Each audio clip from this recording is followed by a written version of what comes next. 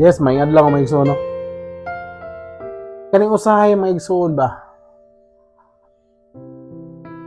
Atong mga pangandoy, atong ipatuman, ug atong kaugalingon, atong ipasidunggan. Unya mga igsoon, mapakya sa dayang tanan. Usahay igsoon, may petason kita magpatuman sa atong kabubuton. Pero wala ta masayod mga igsoon.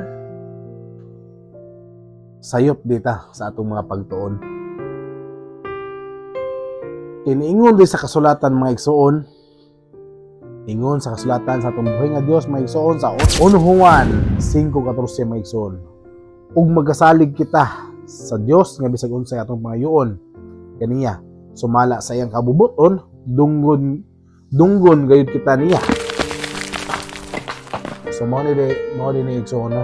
Na ang atong mga plano sa atong mga kinabuhi kung atong pasidunggan ato ihatod ngadto sa atong Dios nga gamhanan mga igsoon, mahimo dining matuman basta isalig nato sa iya ang tanan mga igsoon.